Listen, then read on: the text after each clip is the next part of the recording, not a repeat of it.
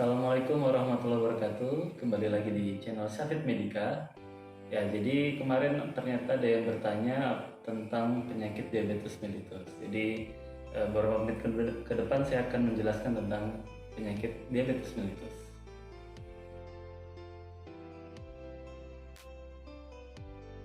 Diabetes mellitus itu ada dua tipe. Tipe yang pertama itu karena tidak diproduksinya insulin. Nanti kita bahas lebih lanjut apa itu insulin. Kalau diabetes mellitus tipe 2 itu penyebabnya karena insulin yang diproduksi itu tidak bekerja dengan baik.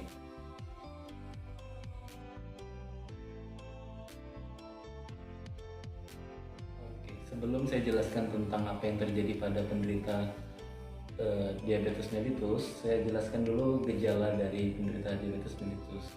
Jadi gejala khas dari pasien diabetes mellitus itu ada tiga yang paling penting. Yang pertama kita sebutnya polifagi atau poli itu banyak, pagi itu makan, banyak makan. Kenapa pada penderita diabetes mellitus banyak makan? Karena yang saya sebutkan sebelumnya tadi, insulinnya tidak bekerja dengan baik atau tidak ada produksi insulin. Insulin sendiri itu fungsinya sebagai, kalau kita ibaratkan truk pengangkut, nah insulin itu sebagai truk pengangkut gula dari pembuluh darah ke sel-sel tubuh. Sel-sel tubuh sendiri kan kalau dia beraktivitas atau dia bekerja, dia membutuhkan gula sebagai energinya. Nah, selnya tersebut tidak mendapatkan gula yang cukup karena truk pengangkutnya yang bermasalah. Entah tidak ada produksinya tadi yang tipe 1 atau truknya yang tidak bekerja dengan baik, jadi tidak sampai ke sel-sel tubuh. Nah, karena sel tidak mendapatkan gula yang cukup, sel tersebut memberikan sinyal ke otak untuk menambah asupan gula yang diterjemahkan oleh otak sebagai rasa lapar, sehingga pasiennya banyak makan. Kemudian gejala kedua itu poliuri, poli banyak, uri kencing. Jadi pasiennya banyak kencing. Penyebabnya karena gula yang masuk ke dalam ginjal itu melebihi kadar normal di ginjal.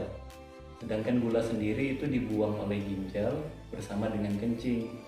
Karena gula yang tinggi di ginjal itu membutuhkan air yang lebih banyak supaya dia tidak pekat.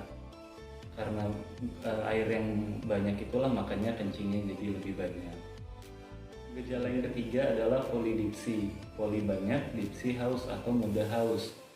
Pasien-pasiennya merasa mudah haus karena berhubungan dengan gejala kedua tadi, yaitu poliuri atau banyak kencing. Karena pasien diabetes mellitus banyak kencing, sehingga tubuh merasa dehidrasi atau kekurangan air. Makanya pasien diabetes mellitus cenderung mudah haus.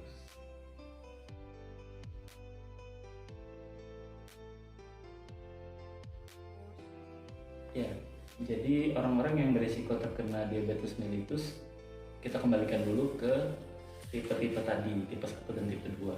Kalau tipe 1 itu kan memang produksi dari insulinnya atau truk pengangkutnya yang tidak ada diproduksi. Jadi ini biasanya yang tipe 1 yang berisiko adalah yang memiliki keturunan atau orang tua diabetes mellitus juga. Apalagi misalnya ayahnya diabetes mellitus, ibunya juga diabetes mellitus. Jadi secara genetik atau secara keturunan dia juga berisiko memiliki gangguan di pankreasnya atau pabrik penghasil insulinnya. Nah, untuk diabetes mellitus tipe 2 ini yang berisiko adalah orang-orang yang memiliki pola hidup yang kurang baik, seperti misalnya konsumsi karbohidrat yang berlebih atau konsumsi gula yang berlebih, atau kemudian obesitas atau kegemukan, kemudian orang-orang yang memiliki aktivitas kurang, kemudian juga bisa mengenai usia di atas 30 tahun.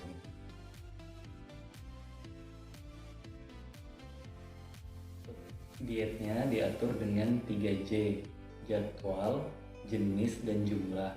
Untuk jadwal makannya diatur 6 kali sehari dengan 3 kali makanan pokok dan 3 kali selingan berupa buah dan sayur.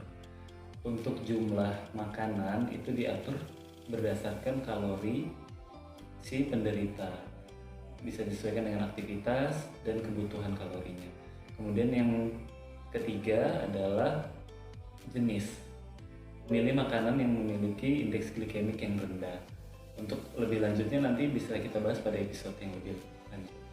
Kemudian yang kedua, cara mengatasi diabetes mellitus yang kedua adalah dengan aktivitas fisik, tentunya dengan berolahraga secara teratur minimal 30 menit dalam sehari. Pilihan aktivitas fisiknya boleh disesuaikan dengan kemampuan dari masing-masing, yang penting teratur, ritmik, dan minimal 30 menit.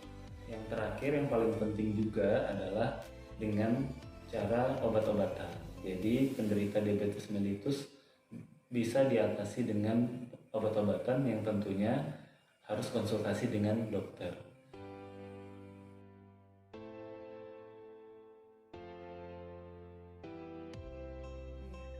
Ya, pesan bagi penderita diabetes mellitus yang pasti seperti yang saya sudah jelaskan di pertanyaan sebelumnya, tetap menjalankan program untuk mengobati diabetes mellitus itu sendiri, seperti menjaga pola makan, aktivitas fisik yang cukup, dan juga yang paling penting adalah pengobatan rutin. Karena jika itu semua tidak dilakukan dengan baik, maka akan bisa jatuh ke kondisi komplikasi dari penyakit diabetes mellitus itu sendiri.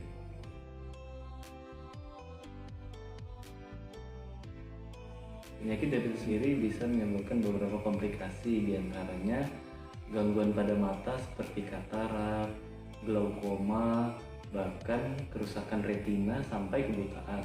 Kemudian yang kedua bisa gangguan pada saraf, di mana fungsi sarafnya menurun bagi penderita diabetes mellitus. Jika ada luka baik di kaki, di tangan atau tempat-tempat tertentu, dia tidak merasakan luka tersebut, tidak merasakan nyeri pada luka tersebut, sehingga luka tidak disadari, terinfeksi, dan akhirnya luka sulit untuk disembuhkan. Kemudian komplikasi lain yang bisa ditimbulkan adalah penyakit jantung. Kemudian yang keempat bisa juga pengerasan dari pembuluh darah atau kita sebut aterosklerosis, sehingga bisa timbul tekanan darah tinggi pada penderita diabetes mellitus. Dan yang terakhir yang paling sering terjadi juga adalah komplikasi pada ginjal, bisa menyebabkan gagal ginjal. Nah, itu tadi informasi tentang penyakit diabetes mellitus. Kalau misalnya teman-teman ada mau bertanya tentang apa itu penyakit-penyakit yang lainnya ataupun tentang diabetes mellitus yang tadi, juga boleh komen aja di bawah. Dan jangan lupa untuk klik tombol subscribe dan tanda lonceng untuk notifikasi informasi dari kami. Demikian dari kami. Assalamualaikum warahmatullahi wabarakatuh.